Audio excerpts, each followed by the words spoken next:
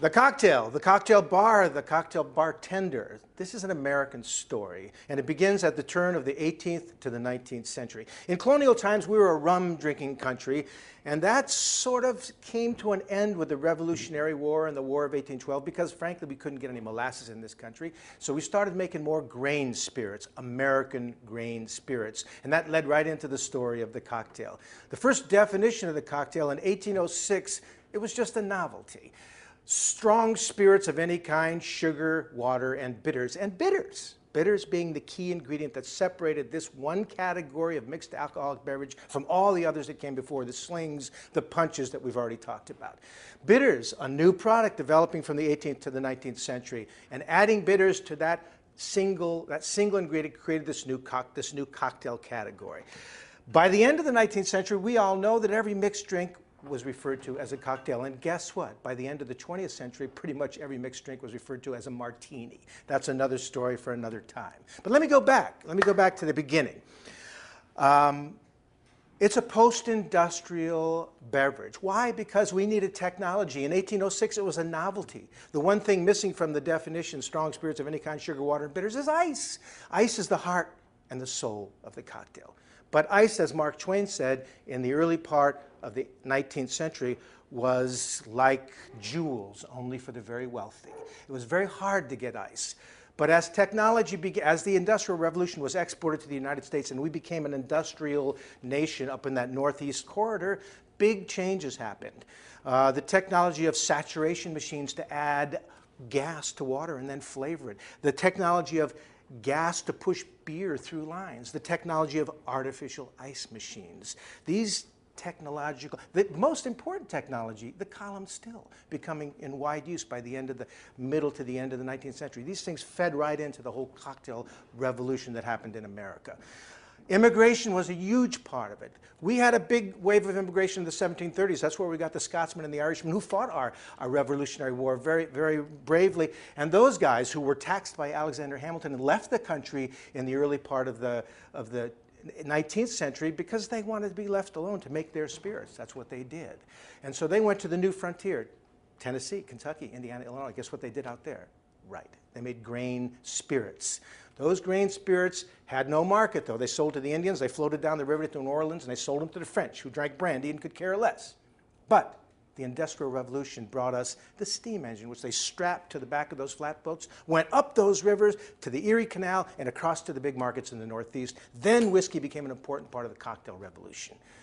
So we have technology, we have immigration. Immigration plays a big role in the middle of the 19th century. In 1840, we got 200,000 people coming from the British Islands to America. In 1850, we have 2 million because there's a terrible crop failure in Ireland, and we have 1/3 of the population dies.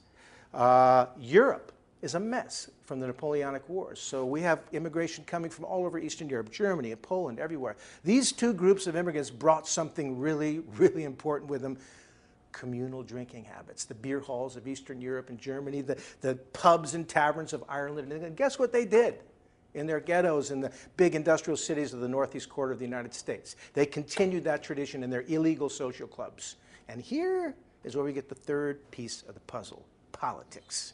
Tammany Hall ran all the big political machines in the Northeast in those days, in the middle of the 19th century. Tammany Hall, the party of Thomas Jefferson, the party of the people. What did they do? They went into these ghettos and they said, you've got these illegal social clubs, fellas. Let's take these clubs and make them legal. I got some friends in the beer business who would love to back you guys in something. How about you, O'Malley? Put you over here and you put your cousin down on the other corner, and guess what they did? From 1850 to 1880, they installed saloons all over the cities in the Northeast. Why would they do this? Well, who hung around in saloons in those days? Men. Women didn't go into saloons, at least not proper women. So if you open a bunch of saloons where men hang out, what can men do that women can't do? They can vote. So what you have here are a bunch of political action centers that you just opened for your party, and that's what started this whole thing rolling. By the 1880s, however, there were so many saloons. Hey, listen, I came to New York City in 1969.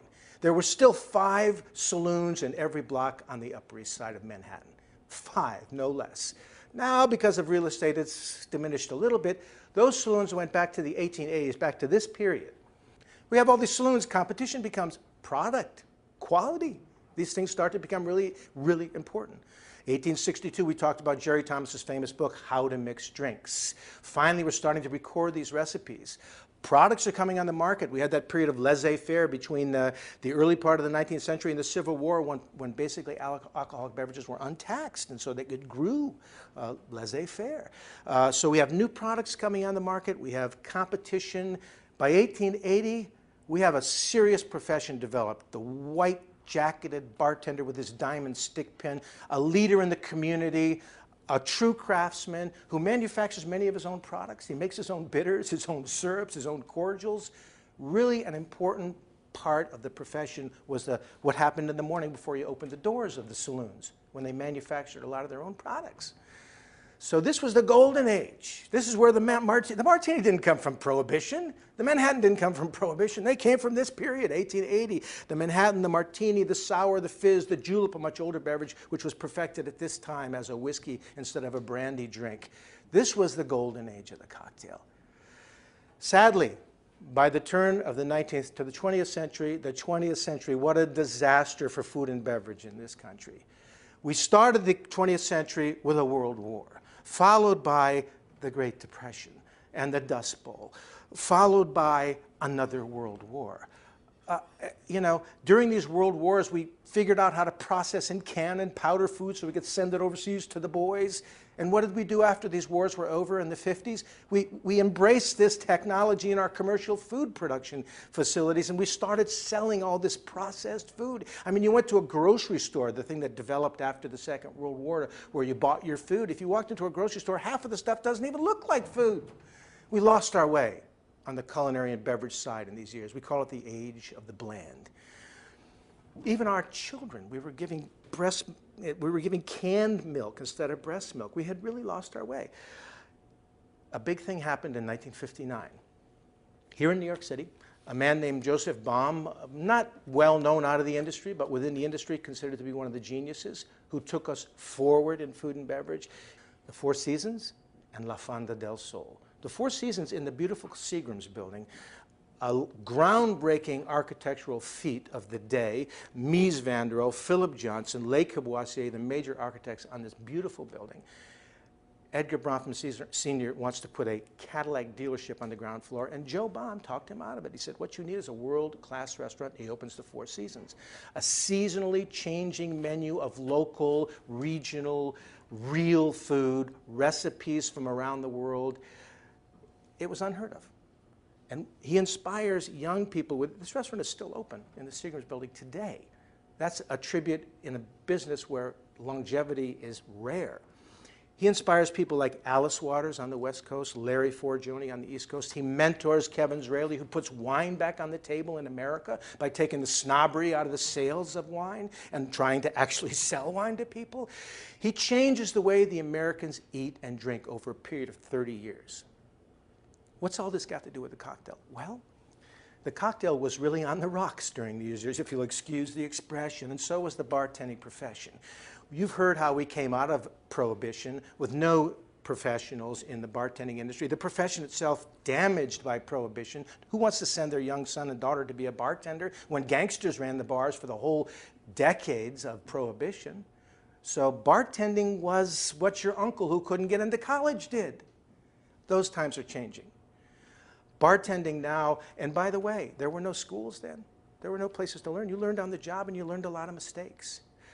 But because in this culinary revolution of the 70s and the 80s, we as an American people changed the way we eat and drink. We love big flavor. We love the extraordinary, vast choices we have when it comes to dining, all the different cuisines that are available to us.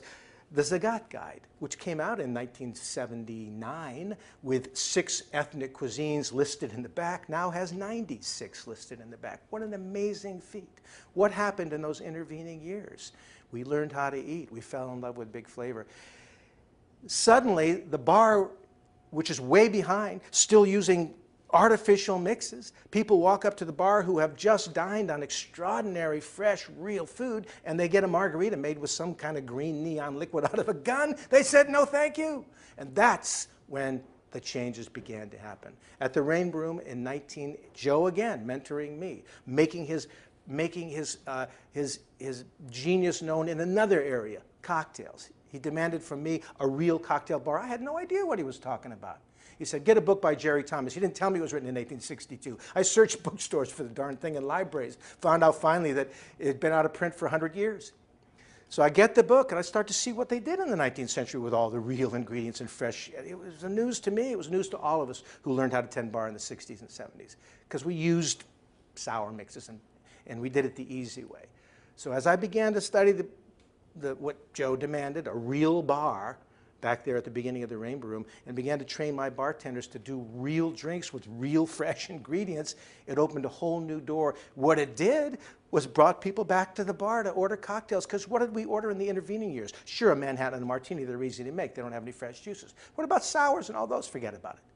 People did not order those drinks because they did not taste good in those years. Now they're starting to taste good again, and people are coming back in droves to the bar because it's fresh, it's real. And that's what this is all about. That's what this course is all about. Fresh, real, honest ingredients, just like on the culinary side.